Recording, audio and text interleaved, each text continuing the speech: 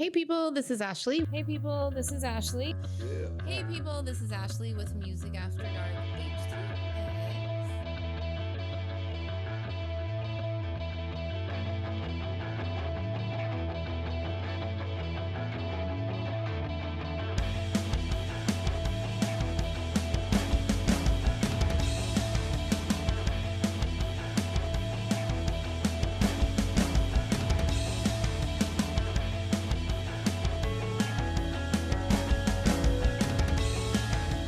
Hey people, this is Ashley with Music After Dark HTX.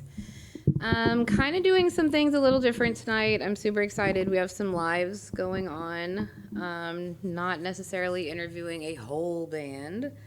And yes, we are going to talk about the band, but also talk about some other things that I'm curious about. So, introduce yourself and what band you're with. My name is Sean Paul Harris. I'm the bassist for Horizon Shyft. And they have for everyone watching live, have a show this Thursday at the, I guess, infamous White Swan. Infamous White right? Swan. Right? I think they were on TMZ, right? With the whole pig head thing. Yeah, right? with the I don't know if I'm allowed thing. to say that. I don't know. I'm going to get like... Yeah, can we don't talk get about it? I flagged know. now. I'm like, I don't know what we can say I don't now. like to talk politics and religion. Yeah. But that is a very cool venue. It's been in Houston for ever. I think since like the 1930s or something like that. Have you ever been there before? Yeah, I used to play in a metal band there years ago, and then I thought it maybe had like, I don't want to put it out there in the universe, but maybe it had been shut down to like health code violations or you know, something like that. But turns out it's still there. Horizon Shyft, when I first got with them, Joseph was sick, and we did an acoustic show there. We played with, that's when I first heard of Dear Nobody, who actually practices in our room as well, too. Those guys are fun and creative in their own way. They are. They actually are fun. I got to Vin there one time, and I was like, pulled up, and I'm like, make the block, and I'm like, am I at the right spot? yeah, I'm like DMing the host, and I'm like, is this the right place? And he's like, yeah, just go in, and I'm like, it's a younger crowd, though. If you do go in there, you'll see that. So what I look at is like back whenever I was young, in my early 20s, I'm 35 now, so 10, 11 years ago when I was playing metal, we had Walters downtown, Fitzgerald's, you know, a place like that. Acadia was doing a Thursday night radio show, internet radio, and they bring in metal did they bands. used to do that Yeah, back in they the day? did. Yeah, and it was very, and on those nights, man, that crowd, that's actually, I got banned from there on a Thursday night.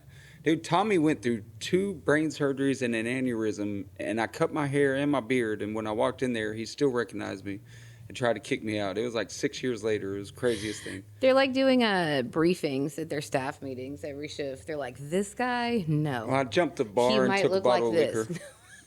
liquor. Dude, that's hilarious. Hey, it was a if metal anybody has pictures or wants to comment on that, please. Yeah, That right. is hilarious. Yeah, Tommy the sound man will remember. He can verify. I think Mangy Benjamin Hamburg was with him. He said they tackled me at my truck. But at that point, I don't really remember anyway. This is just what they told me.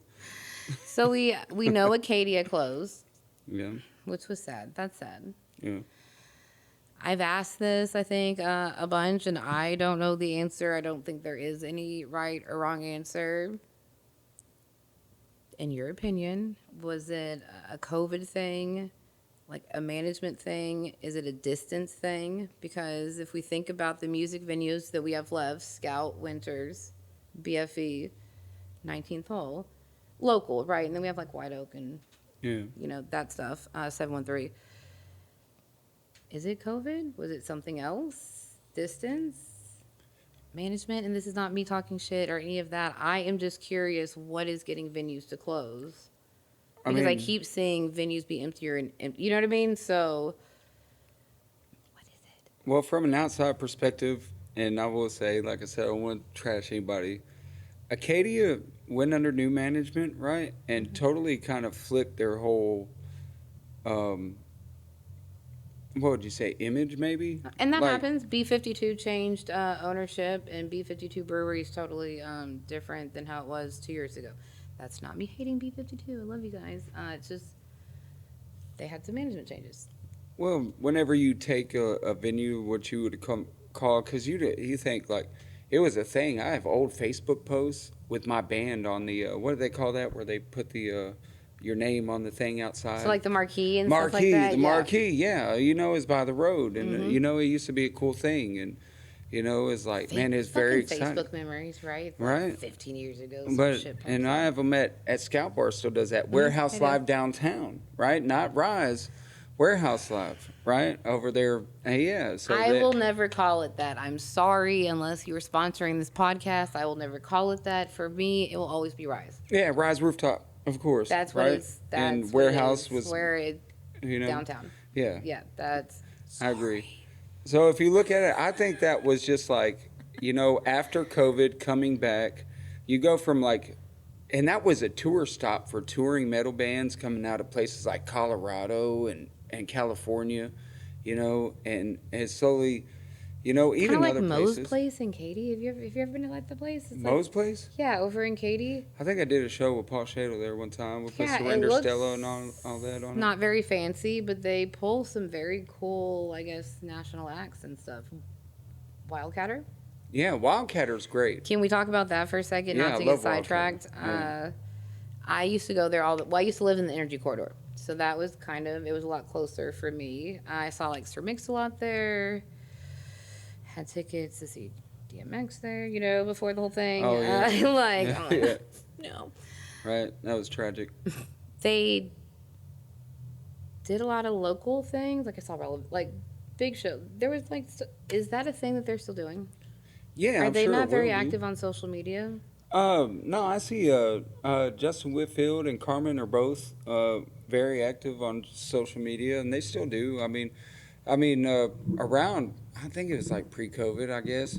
We did like Colt Ford was there, and David Allen Coe. I was like personal security and VIP over there. It was really cool.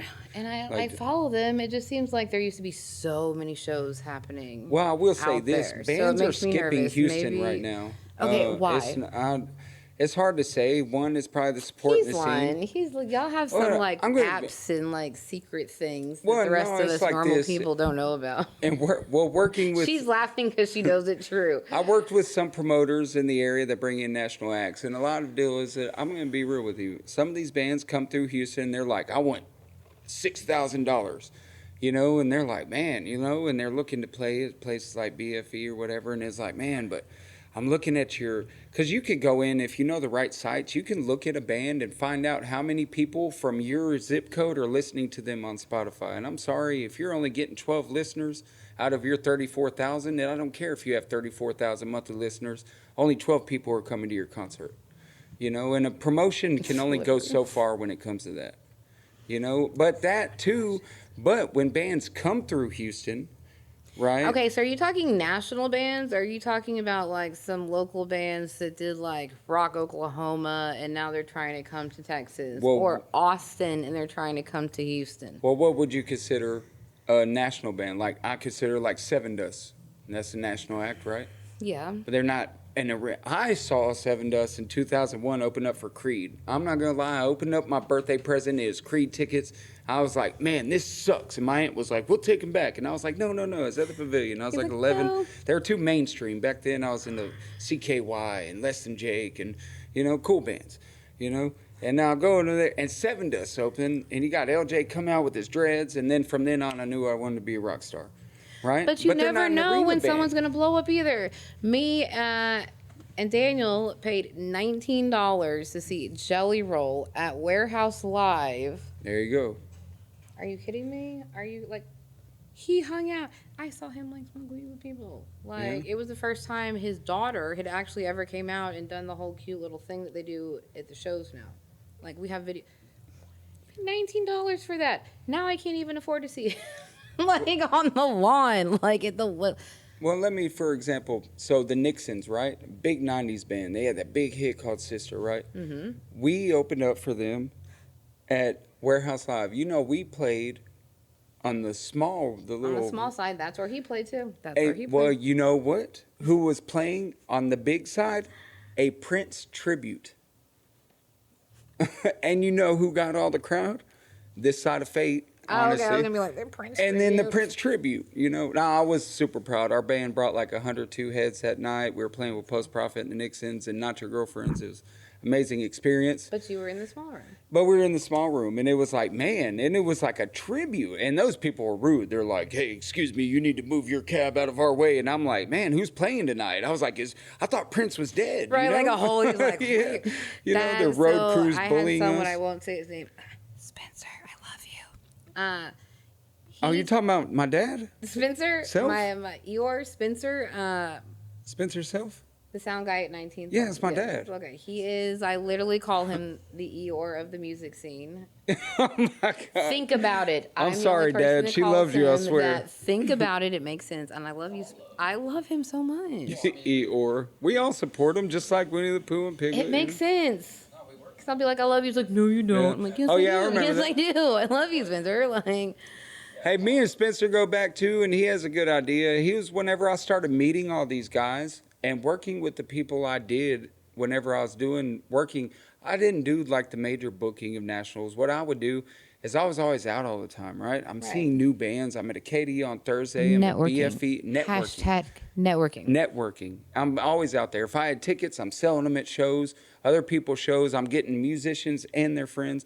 So I get tied in with people like Fish Thomas, rest in peace, Paul Shadle, John Janash, rest in peace, you know? And like these guys that showed me so much, right? And taught me so much and showed me, honestly, you know, they're like, man, I saw them negotiate with the, you know, major acts coming through here. It's like, man, Power Man. I'm like, dude, Power Man, you better pay them. They're like, man, you know, we got to see what kind of, you know. What's considered a national act to like a 19th hole or a BFE? Is it, okay, obviously Blue October, Swifties, like they're probably not going to play. Like, Well, that's an arena band. okay. Is that the difference? Is Yeah. that the difference in the logo? So arena bands and Yeah. national bands. Yeah. So, oh gosh. Whenever I'm looking at a national band, I'm considering their streaming services, their FM radio play, and their following. Those Miss Nasty chicks. It's like a burlesque thing, but they also sing. They're out of Vegas. Is that considered like a national act? I mean, it could be, yeah. What is considered a national act? Like when Hold On Hollywood went on tour with Candlebox, who would be the national? Candlebox? Candlebox is the national. Okay. Because they're nationally known. Everybody knows Candlebox. They're on every FM station from East Coast to West Coast. People think I'm so dumb right now, but it's, No, Hold On Hollywood was I'm a just great curious, band. And yeah. that chance they got, because our band was trying to submit that Bon Jovi thing, and they got it.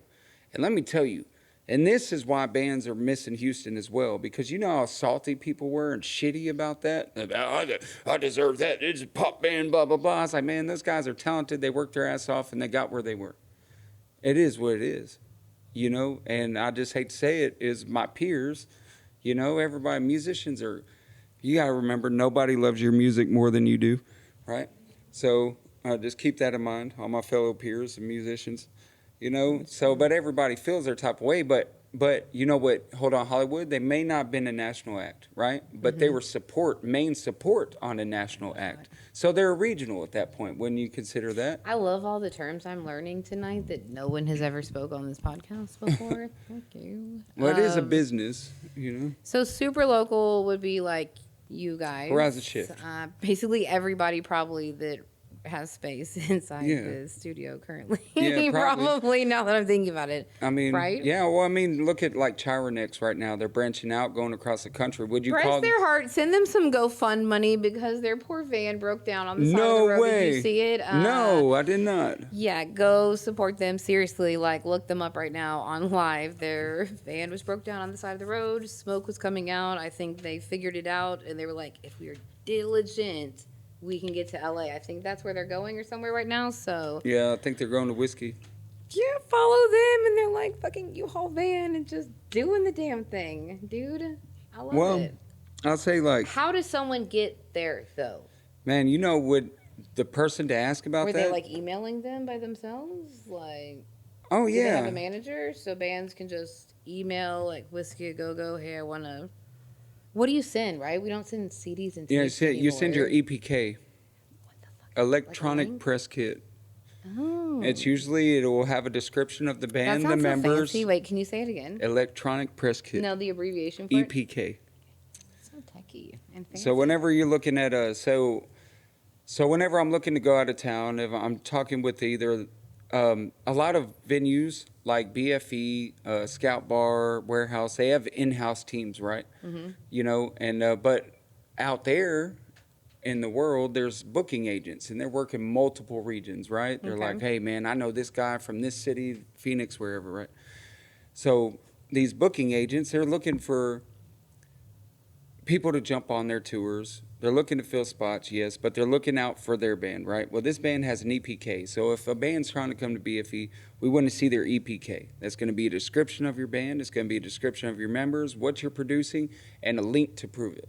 Like all your social medias and stuff. I guess some bands use Linktree. I guess Linktree now, or is a whatever. good one. I am so God. People are gonna think I'm so dumb after this because of the questions I'm asking. No. So is this literally like in a Word document, like Dire Infernum, and like the description of their band, and then page 2 is like pictures. Like, is that Kinda the like a breakdown resume? of? Yeah, is that the breakdown that it needs to be? I mean, essentially, but now, Is there like, some say, fun software that you guys use, like Canva, with the whole fun like presentation thing? Is I that what mean- you guys are sending to people? I use Reverb Nation, Okay. right? So with Reverb Nation, I actually get to keep most of the royalties, all the royalties from my self-produced music as the DJ slays the day, because I go through Reverb Nation, right? Okay. And so, but with that, if you pay, you get to send your electronic press kit out to like different. I Dude, just you keep should saying start it. a workshop and help. You know how many bands probably don't know that this Paul is Shadle has told me to do that like several probably times. the thing that could help them branch out. Well, it could, but I've learned from That's the like first my time fellow anyone's ever said musicians, this on this podcast. right? And I've learned that from people like Brian Carter, Scream at the Sky. Okay. That guy's the hardest working guy I've ever known. And you know, let me mention this too, You're because excited. I got another guy. Is he staying in Oklahoma? That's where he is now, right? No, he's in Colorado. Colorado. Him and his family moved up to Colorado. All right, so I mean, Scream at the Sky. They've toured all over the All over. U.S., Canada, and all that. Well, would you call them a national act? I mean, I would think they would because they've been all over the U.S. Are they not considered a national act? Well, we consider them local, right? But they're not local. They're not in Houston anymore. No, they're not. So now when they tour here, they're a national act. When are they coming back? They were supposed to. Well, Brian was supposed to be here tomorrow, but When you get out of Houston, then you're You're national. I would say like with 515, I would say So we. could you be national if you only did the Texas tour, San Antonio, Houston, Dallas, Fort Worth? Well, that's not on the national, weekend? but all right. No, so see? whenever I was working with Texas. 515 Texas. years ago, and we had Randy Bailey, Spiral Autry, me, Billy Elliott was in there, and Ryan Moe. Right, we had reached all the way out to Good Morning America with our music. Right, we hit 106 The Eagle with our EP release. You know, we shot straight for. We went to Mississippi Gulf Coast, put our music in FM stations over there. So at that point, we're regional, right? And why are we regional? Because people in the region in multiple states recognize us. So at that point, you know, so whenever you read our EPK, we're, and Paul got onto me this, don't put high energy rock band in your EPK because that automatically lets me Is know. that what everybody says? Probably. Yes, Is that lets like me know that the- you don't have that high of energy, you know? So it needs to be something like your tagline almost for your band needs to be something that like Unique. God and I. What so funny. separates you from So every other Rowdy kid has that got a guitar whole, for Christmas? We're not trying to reinvent the 4x4. We're just fixing the fucking tires or something. They have this whole catchy, this whole thing. But they stand out. Yeah. So is Right. that maybe what local bands need to be doing? They maybe not need to be sounding like everyone else, or they need to. Nowadays, you would argue that it's hard not to sound like anybody else, but I mean, if you're going to be a breakout, like I had somebody tell me something one time, and this is closely related to Hold On Hollywood, right? And they're going to do an interview, and they're like freaking out. I don't know how to act, and you know they got these guys telling them, you know, and this is what I took from it is what I'm about to say now, is your friends have already heard you practice your music. They've already seen you live. They're going to hang out with you because they're your friend. Right? But whenever you give them a different experience, something they haven't heard, a different persona, if you will, on stage, right? Now I'm not hanging out with, whenever I talk to my friends about my friend, right? I get to talk about my rock star friend, not just my friend that plays rock, Yeah. right? And that's what I think whenever it comes down to your music, your EPK, everything. If you're not giving me anything that I haven't already heard, then I'm sorry. in today's world, it's just not. It's hard to stay relevant. And that's so one of the questions I usually ask is like social media, right? Does it help? Does it hurt? I think it's a double-edged sword. I think it's super. God, Facebook, don't come at me. I love you. The event page on Facebook, right, is crazy oversaturated. Like, there's like a million things to do in Houston, right? It's like what, fourth largest city in like America. Like, is it even worth making an event page? And I've played around with it with my candle business, by the way. Some of my markets I make it, some of them I don't. I have seen no difference in any of that shit when I'm like literally dead it. So, is social media oversaturated? Can it help or can it hurt? Or are people just not using it right?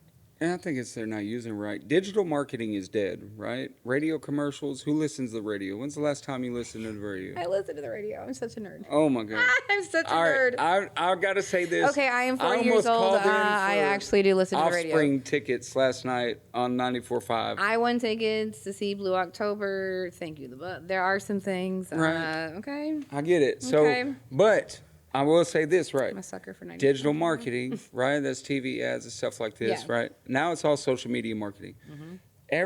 Every social media hub has its thing, right?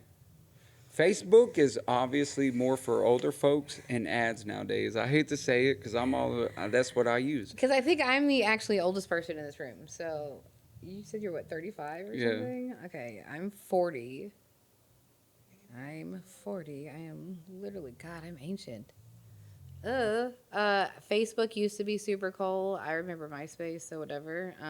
I never got on that. I never even had a Facebook page till I got with the Seeding Skies in 2015. They're like, if you want to be in the band, you got to be on social media. And but everybody in the band was 6 to 8 years younger than me. I remember when Facebook, I learned about it from my cousin because he was in college. And when it first started, you had to have like a student ID. Like it was all like gatekeep. Like it really was for college kids. And then, yeah. Oh my gosh. I think if you're going to market on Facebook, you need to understand target marketing. Hashtags. Do you use them? Do they help? They do help. And there's a thing behind them. I used to use it a lot. I don't really use it too much anymore. I'm playing around with them. But if you're going to run an ad or boost a post, you can target your audience, right? You can. And a lot of people don't even go that far. It's a hassle. It's almost. But I mean, if you're promoting your construction business, or if you're going to promote anything else, why wouldn't you take the same attention to your music business, right? So, because it is a business, like merch, traveling, going to shows. I mean, okay, yes, it is a fun hobby. Yes, right. It's a very expensive hobby. Everyone that I've talked to so far does have day jobs, right? Most people have family, kids, or whatever, right? And then you guys are like musicians, or you're musicians and trying to figure it out. So, yes, oh my gosh. How do you make all that work, though, too? Right? Because, dude, well, at a certain point, it separates the people who want to be here and the people who just want to be here, right? Because, all right, so I've been a commercial roofer. Right now, I'm a 50-50 partner in a roofing and restoration business. Okay. All day I'm out on roofs, I'm outside painting all day. And then I get off work after working 10, 12-hour days in this Texas summer heat and go play a show or go to practice. And then I got to hear my guitar player talk about he's tired when he worked. I don't want to We are not here to talk about that. Yeah. But it's like man, do you really want to be here? But everybody has different goals, right? That's true. Some people do this for the good time. But there's people that are trying to get to the next level, right? And in Houston being such a large city, it's hard to separate. It's hard to stand out. When every kid that gets a guitar for Christmas gets to play a show because that venue is open for him to do it, whether he sells tickets or not, whenever he gets into that show, it makes it hard for what people call real musicians. We're all real musicians here, right? To a degree, right? I'm so jealous of y'all. Are you kidding me? I can't play an instrument. All my kids can. Yeah. I don't know how the fuck they'd figure that shit out. Like, my oldest literally self-taught Aiden. He plays, like 7 different instruments that he just, figured out how to play by himself. Like, I'm not an artist either. I can't even draw stick people right. You give me a ruler, it's going to be crooked, right? But like, I have my candles. A lot of people are like, no, that's art, whatever. I am totally jealous of you guys because I honestly also think that like the artsy musician brain does not work like the rest of our brains. Do you hear music first or do you have words and want to pair it with music? Oh, I hear music. I can make a music out of anything. Give me a random sound. Actually, I got like several tracks recorded under the DJ Slays a Day. I just take random sound effects and loops. We could go quiz 20 people at Kroger right now. They'd probably call the police on me because they'd be like, wait, who hears music? Like, da, da, da. Yeah. But do you know what I mean? Like, yeah, I put a beat to everything. I actually did drumline in school. I don't know how I ended up playing bass. Oh, it was because we needed a bass player and everybody played like, guitar and I'll do it. drums. I was like, man, they called me and they're like, we think you're the perfect fit, dude. And I'm like, man. But Miles Clark was the drummer at the time, and there's no beating that guy, so I had to. So let's do background on you. You're from Houston, yes? Are you a Houstonian? Yeah, I'm a Houstonian. Well, I That left. just aged me too. That's like the age of like Marvin Zindler. I went out, Are you a Houstonian? Are you a Slime in the Ice Houstonian? Machine? Yeah. You know, so I went to elementary school out here, and then once I went to high school in Mississippi.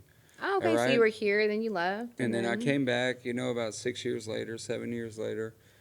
By then, I'm already grown up a little bit. I'm obviously an work? alcoholic and drugs Shut by up. then.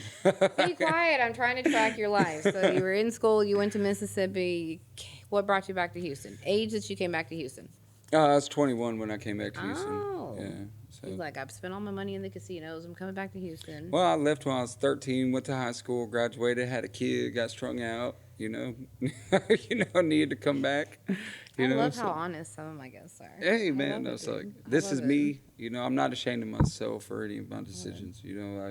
I wouldn't be here today to talk about it, if it didn't Fun happen. fact, I don't know if we've ever actually talked about this on the podcast before. Me and Daniel we actually used to manage sober living facilities. I was Oh, on the cool. female side and he was on the male side. That's cool. Yeah, I used to have a completely different podcast during COVID Yeah. based on recovery. Yeah, well, I'm a couple of years in, 2 years and 4 months in. Dude, I love it. I Like- am a big support dude. We will talk about all of that off camera. Holy Yeah, shit, right. because like I will fall down that. Dude, that's cool. So you came back to Houston. And then met some guys, some young guys that were in metal. Wait, how'd you meet? If you say Craigslist, I'm gonna freak out. Were you like, I wanted to start a band and No, I moved over. I was at work. I met a guy, and he's like, man, my nephew's playing at a band. I went and seen him at Walters downtown, maybe. Okay. So I went and hung out with him. Then I was like, hell yeah! And then that band ended up not doing so good, and we started a Seating Skies. And yeah, that was Well- like 2014. if you're someone that's sitting at home and you want to start a band, right? And you like want to be a rock star, but you're a drummer. Where do you meet how do you join a band? Should someone just start going to shows to try to meet? Because like when I think of open mics at 19th Hole, is it just for like acoustic singers, or No, they have can full bands. anybody show up at? 19th Hole's got I don't know, talented so musicians please. that come through there, and it's always a good time. Because they do the open mic. So is it anybody? So a bass Anybody's player can bass show player, up and yeah. it's got the whole.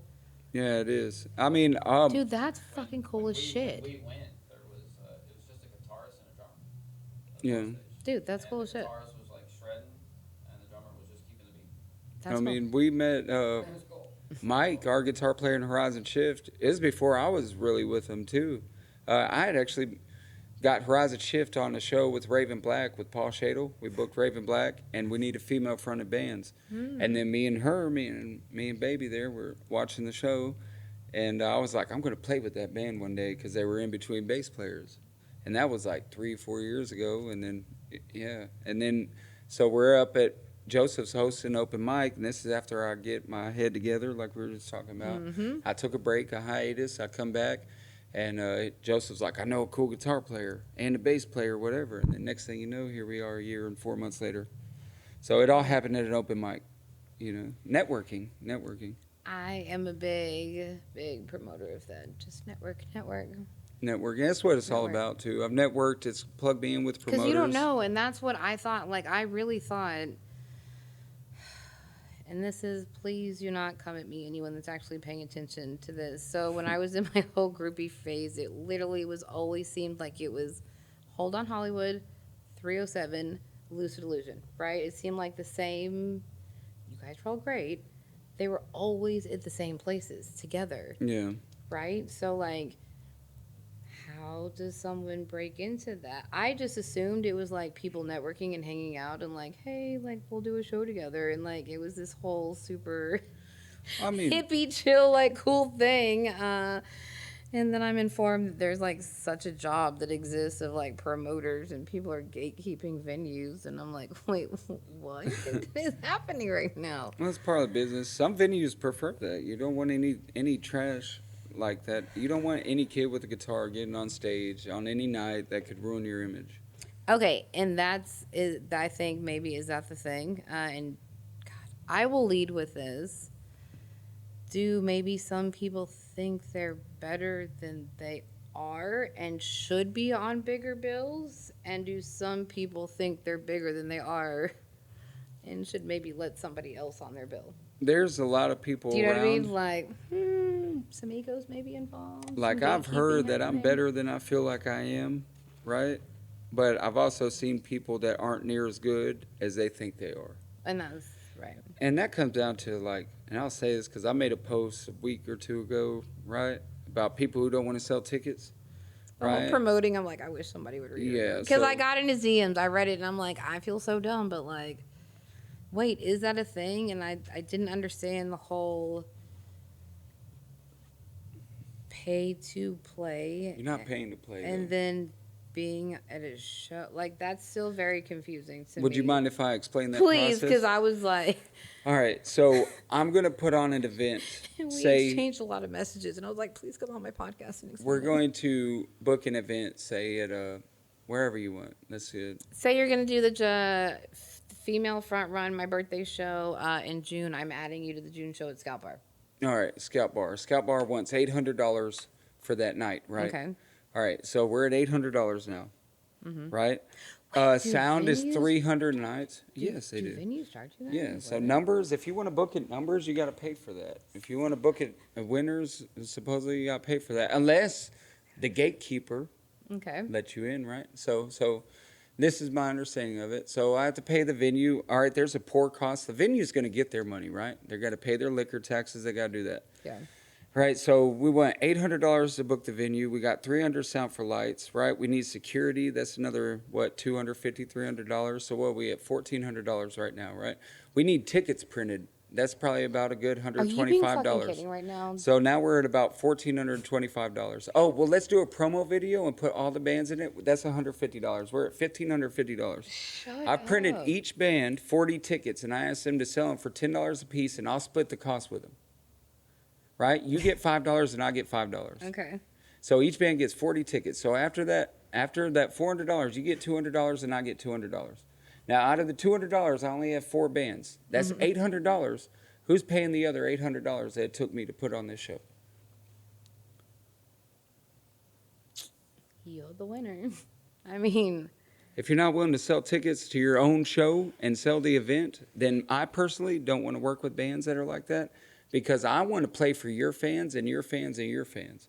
And I want you to play for my fans too. And maybe you'll make a new fan and you'll make a new fan and you'll make a new and fan. PSA, if you came for one like specific band, please stay. Like, come early for the one before, or stay for one after. At least one after. Go smoke your cigarettes and come back in, and just stay for one more band, because you might think you literally might hear something you like. Right? Fucking hate that. Man, I bet your next favorite band just played last Friday night and you weren't even there to hear it. I've heard some really cool by Total Accident. I'm gonna Honestly, say like this, Total man. Accident. Even Slipknot puts a ticket link on their social media. Even Slipknot sells tickets to their own show, dude. So You when know? I am going to a venue and I didn't buy a ticket before, and I'm showing up at the door and I'm paying, and they have a list and they're like, what band are you here to see? What if it's multiple bands? Is it really that? Are y'all getting credit for like who's? Yes, we get credit for that. And I assure you, those lists are, You know, people call, you know, hey man, how did so and so band do it last show? Y'all had a BFE and they only brought 7 heads. Well, I don't know. What do you think they do at Scout What Bar? if I'm No. there to see multiple though? Like literally, I went to BFE and he asked me that, and I was like, "What did I say?" I was like, "Multiple," and he was like, "Pick," and he made me pick one. So when Penny and I Like, go out, we put one person on each show, he made me on pick each one. And I band. was We like, split it. That's how they get paid. Now, if you do a show at BFE, yeah, BFE, man, I love Frankie to death. He lets bands come in there. He wants you to play Friday night. You don't have to rent out the club. But if all the bands bring 50 people, the So first is it a- $250 out of all that goes to the house to the venue before so they that's split. really so bands are renting a venue. Holy. Think about it. If I'm bringing in Powerman 5000, you think Powerman 5000? And look, Taking Back Sunday I wanted have so 30 many grand to questions. stop This is on why a I don't Thursday do night. live. This is why I right? don't do live. I have so When Taking Back Sunday was on tour, we tried to go. I was like, Paul, you better grab this band. You better get it. It's my favorite band, Taking Back Sunday. I know it sounds crazy, but I was like, get them. You know what? They wanted $30,000. You know, how many bands? And you know what we said? We can't afford that. We don't got bands that'll sell 30, 40 tickets. How are we going to sell out this show? there's like really good local bands that can't even pay to have merch made. Like bro. It's Like not- seriously, this whole podcast seriously started It's a sad because thing, Malcolm but at Real Talk 100. I was like, wait, where do these rappers play? And I was like super curious about how do we get people out of Houston, because I've heard people play on the Buzz. Shame at you, the Buzz. Y'all can't cancel me for not doing your hometown holidays thing. All the twice a year local things that they did for music, they did not do this year. yeah. And I was like, Malcolm, how do we get bands how do we get them out of Houston? And he's like, Ashley, there's people in the sky that look at social media numbers. I was like, he tried to break it down for me. And he was like, once these people have a certain amount of social media numbers, then They're looking for 25, they'll 30,000. send someone, right? These people in the sky will send someone to shows to see if these numbers are real, right? Yeah. And then they'll start talking and whoop, right? And I was like, oh, so we just need to give people a platform to talk about themselves, right? You would Sounds think. simple as shit, right? It's really not, though. But it's not. No, it's not. It's not. And Houston, I'm going to be honest, it seems like a lot of bands are skipping. Like Left on Red coming through. not. I'm so happy Miles found the White Swan, because I took their EPK and I sent it to a couple of these venues that I work with, and they're like, oh, is that metal? You know, and I'm like, bro, I'm like, dude, 80s rock is cool, dude, but, man, we need a new crowd. You know? Okay, do you think too many bands sound alike? Do you think there's and I'm quoting things that other people have said on this podcast, an oversaturation of the same sound and bands playing all the time at venues? No, that sounds like the same people going to the same shows all the time. You know, all right, so like you said, Hold On Hollywood and certain bands. All right, well, I don't know if you remember back in the day when it was Hold On Hollywood, Dead Set Red, Kerosene Shores, This Side of Fate, you know. I have all of your band shirts in my closet. Yeah, right. All right. So, yeah, well, you know, that was a little Yeah. bit out of the norm, right? And it was like, it didn't have anything to do with it. You know, I'm going to be honest with you. I love Jeff. You know what Jeff is looking at? Numbers, right? If you're going to be on a Hold On Hollywood show, if you're not bringing the numbers, man, you're probably not going to do it. Why? Because Hold On Hollywood's bringing the numbers. And I will give it to them every time they played a show, they brought the numbers. That's why they come up so much, even now that they're not playing, you know? Best New Year's Eve show 2 years. New Year's Eve's ago at Warehouse. Yeah, I was This Side of Fate Small was room with and DWI. big room. Yeah. You could walk back and forth. Dude. Yeah, I loved it. We had a Best New blast Year's there. Eve. This Side of Fate, Blurred Intentions, which is now I was going Sasser, through my and blue hair phase DWI. at that point, so it was. That's blue. when I became a DWI fan. Actually, they backlined the drums, and I was like, "Who the fuck are these guys?" You know. Oh, sorry. No, it's okay. I think we're good at this point. All right. I love So, it. so Do you want to take a break? Do you want to Yeah, smoke? yeah. He's like, yes, please. Okay, so we will pause all things. Come back in 10 minutes. Oh yeah, we'll take a little break. Yay! Okay, huge question. Houston is an hour away from Houston. I joke. Okay, so I'm not from Houston. where are you from? I am not a Houstonian. I would say the place I was at the longest growing up would be like Austin. Oh, Really Cedar Park. So that's weird. Leander High School, class of like '03, before toll roads were a thing Oh yeah. in Austin. My family's in like the Lampasas, Kempner area. Dude, I found a feed store today that's not Tractor Supply and nerded out so hard. Yeah. Yeah, like so hard in a fucking feed store. Like, yeah, definitely not from Houston.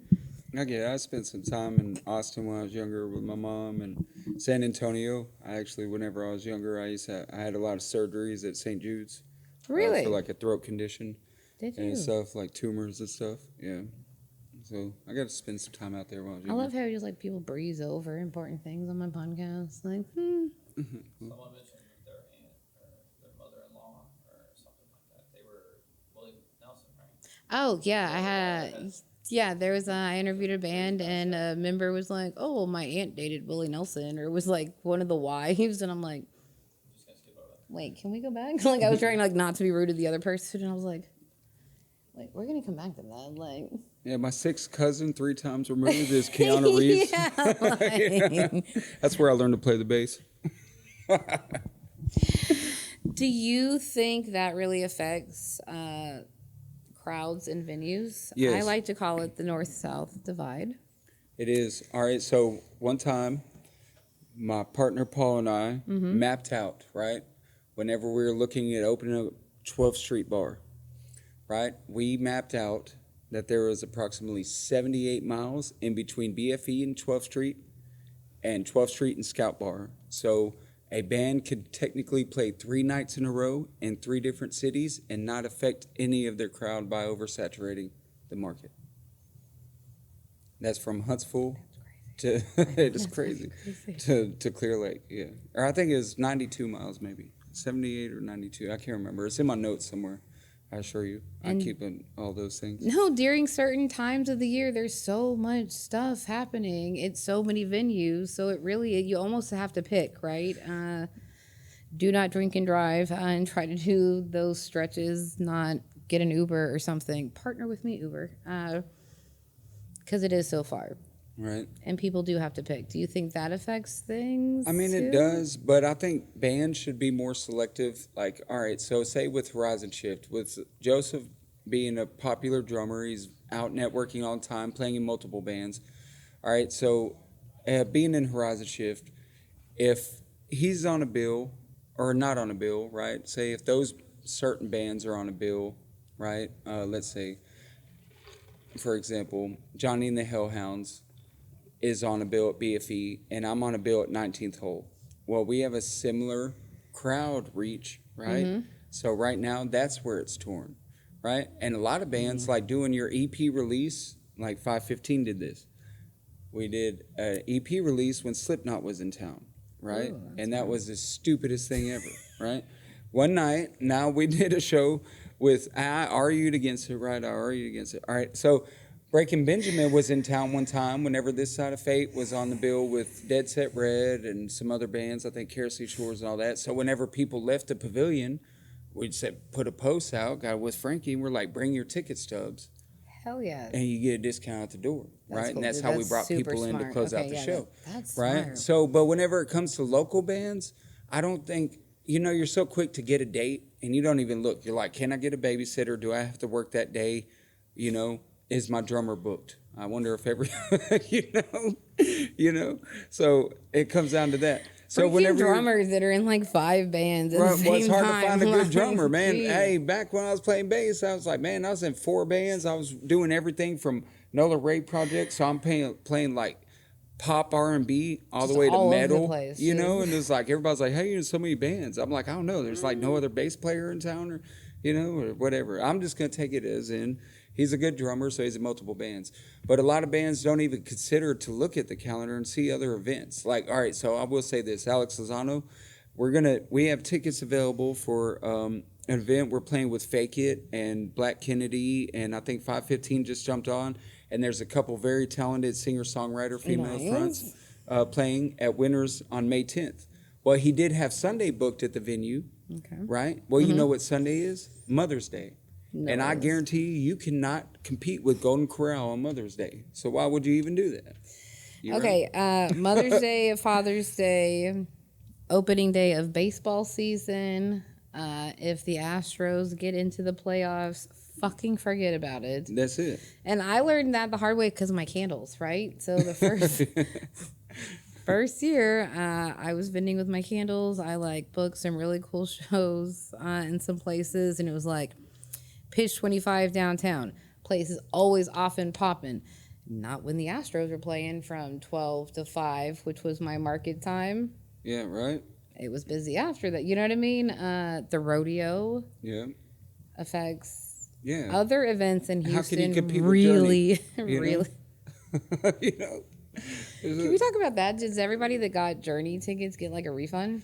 Man, I'm not. Since the I don't stage even caught know how fire, that, like, yeah, did you right? get a redo? Like, I don't even know that would work. someone please DM me. I'm curious. Yeah, right.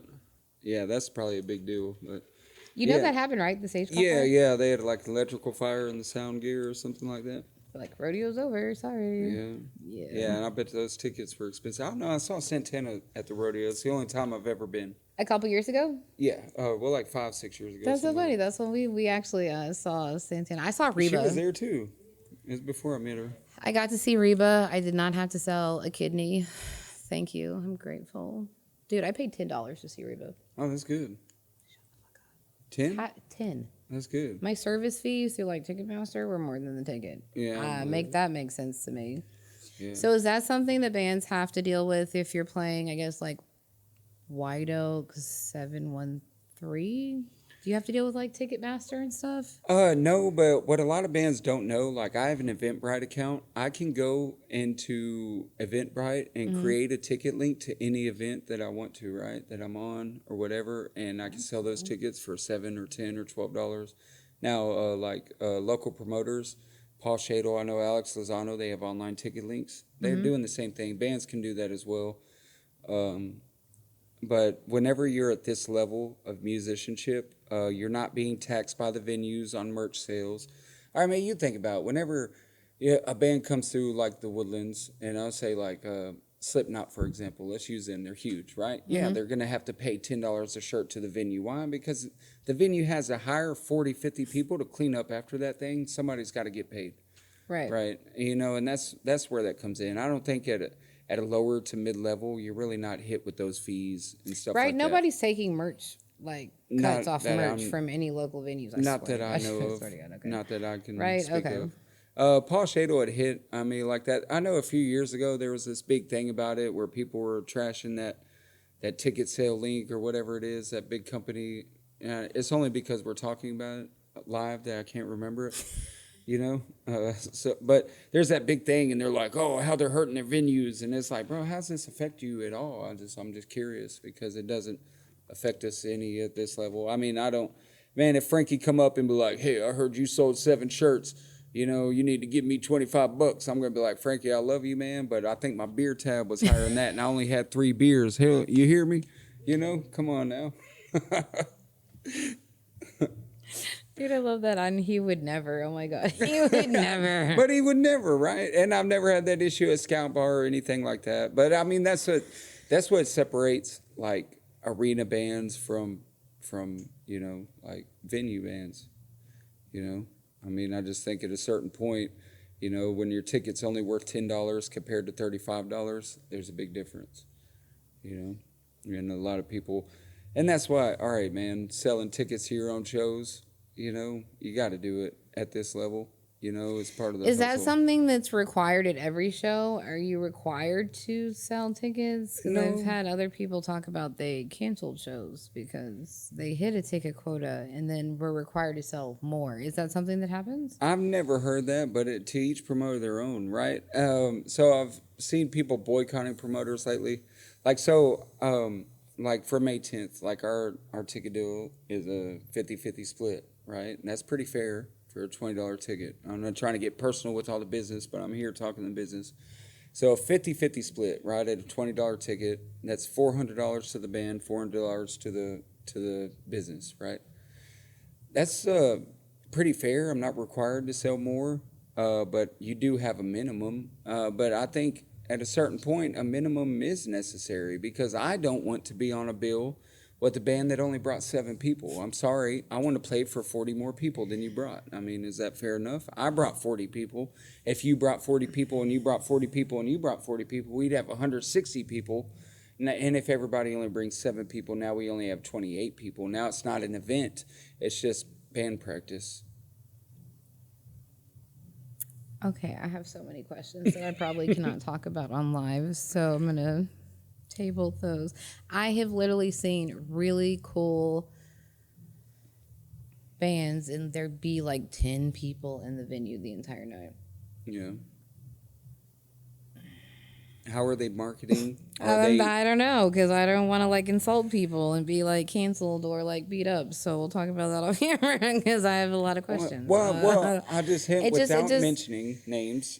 I could tell you a lot of that problem is if you play BFE 3 times a month, people only want to see you play the same 7 songs so many times before they've seen that already. So maybe some, like, it's an oversaturation, right? Exclusivity is a thing.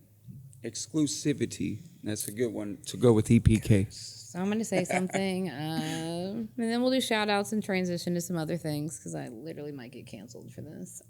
So was it 19th Hole Vending? Yeah. First time ever. Shout out to them for letting me do that. Much appreciated. I have so many questions about that place because that is the only venue really on that part of town, right, that is pulling really cool band, right? So we have 19th Hole, BFE, Scout. Why is 19th Hole not like the place to book on the north side, like, or the equivalent of a Scout bar?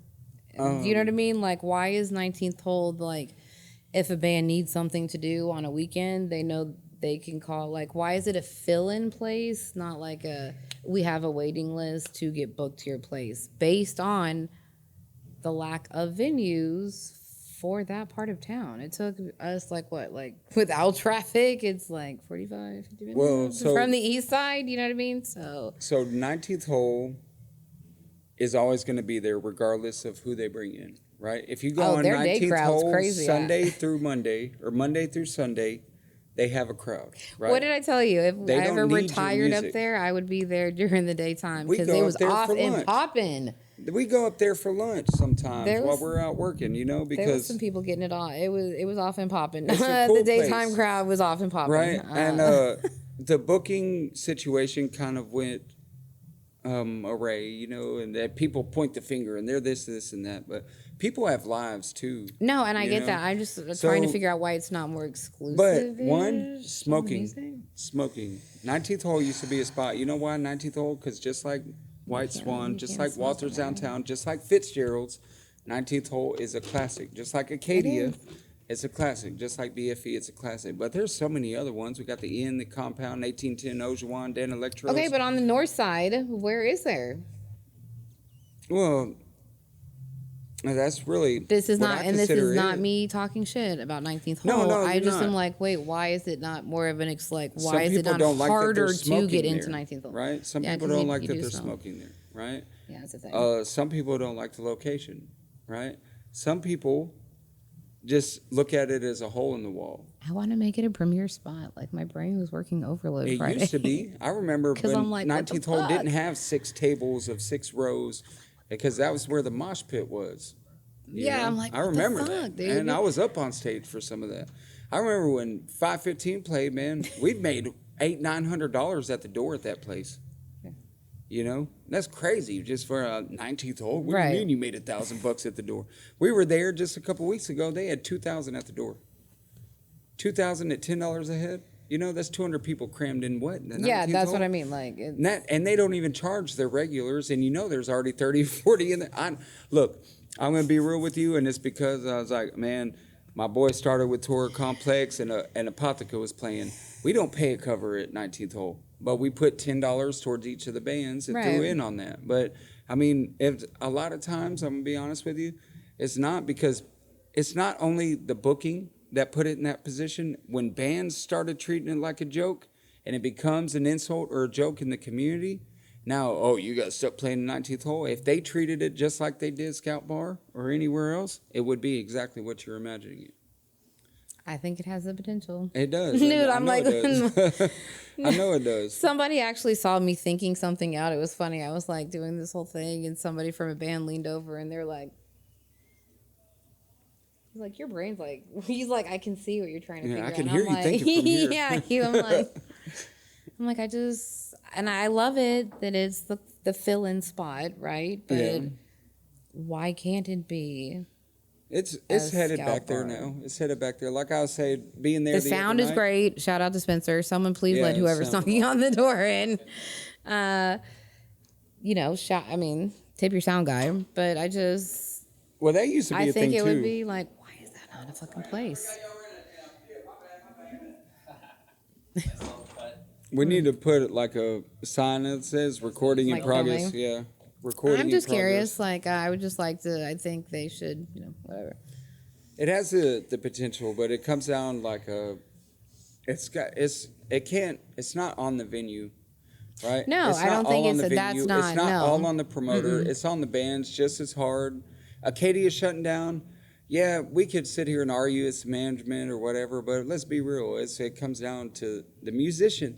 If you're not willing to sell yourself, man, yeah, So you had to put in the work, right? yeah, Right, you yeah. should be promoting yourself. Like every market that I do, I promote it. Bands should be promoting themselves. Promoters should be promoting themselves That's too, what I'm right? saying. So is that people that don't know how to market themselves, or is that just laziness?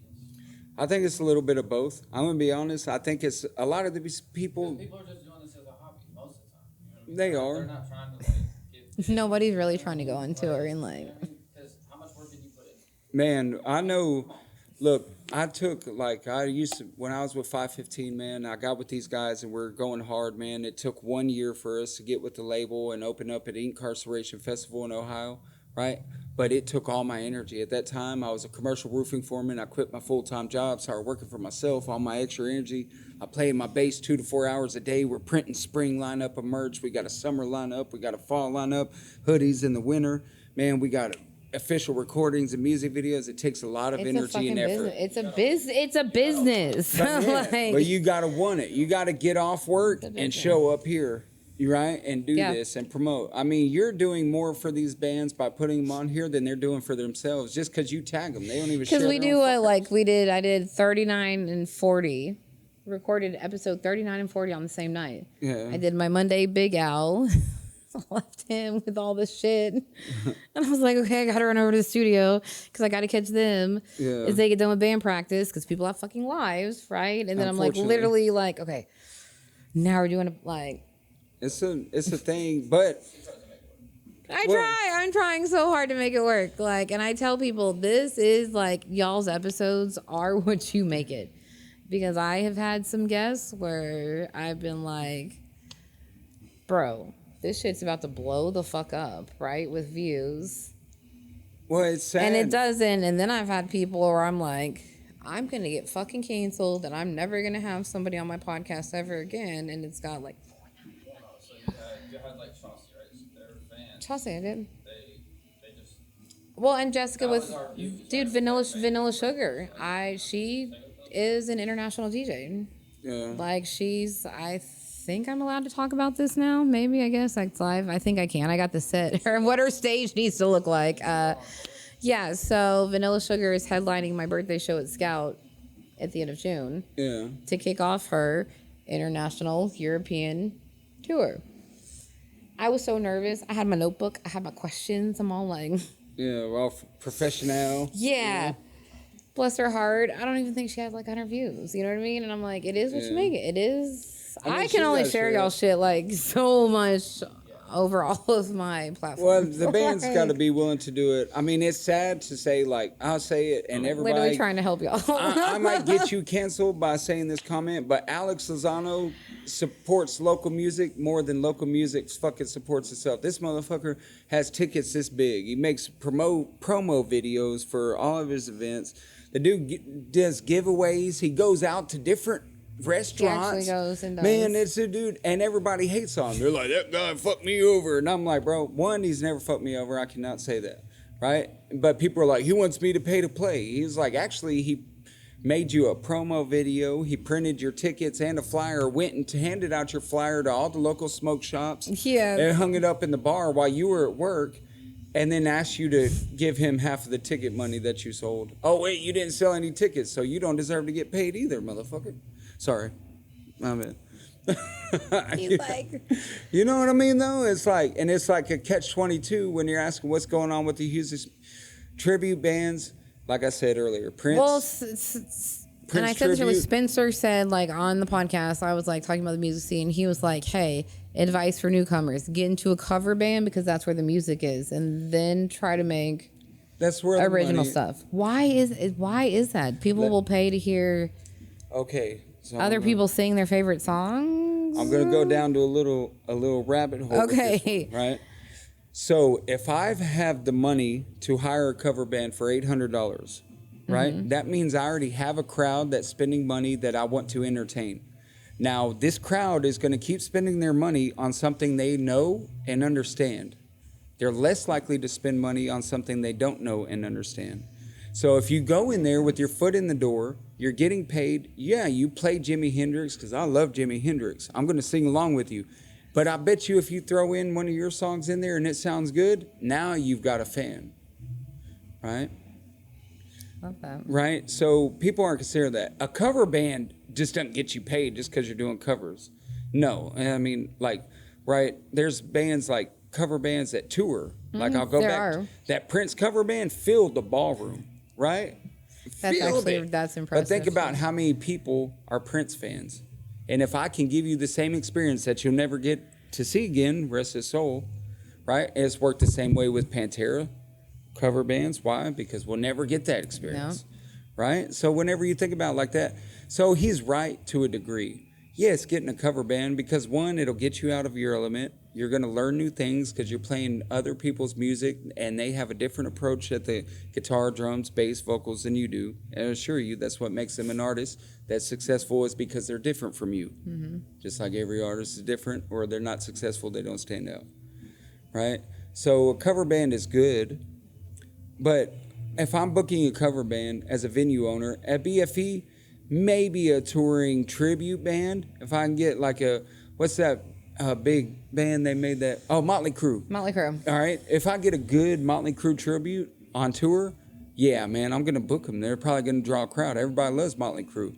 But how many cover bands are in the area covering the same songs? We've already heard that. Now, if I Right. have 100 bikers in my bar every Saturday that want to hear Leonard Skinner, you bet your ass I'm going to spend $800 to bring in a band that plays Skinner. Yeah, that makes sense. I love it.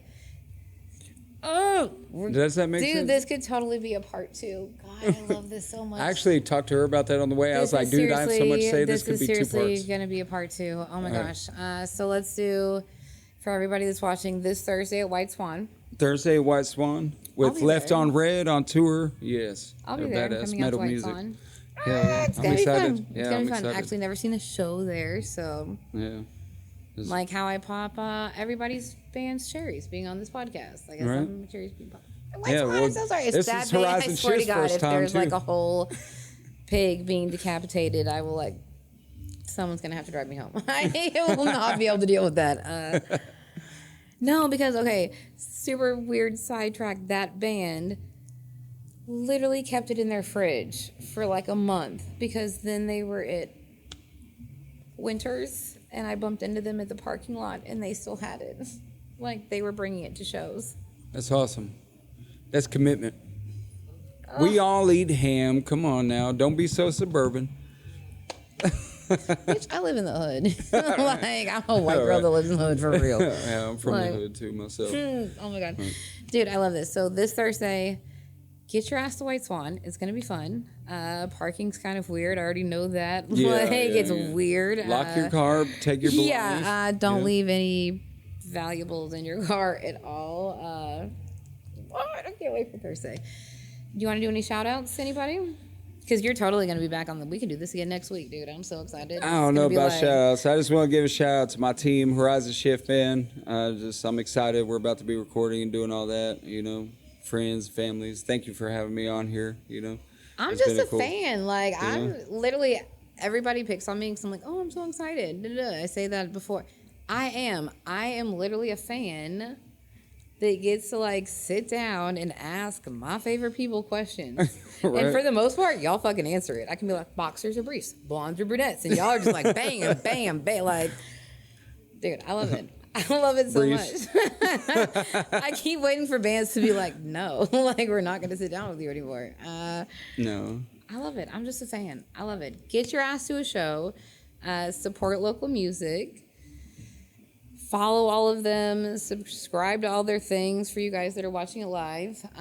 Definitely tune in Fridays to the Houston Collective at 8 p.m. because you guys will, well, this podcast will get replayed there. So All right. now you have to convince the rest of the band because you're going to be on the radio before them. Yeah, I know, right? That's why Horizon Shyft finally got on the podcast. What?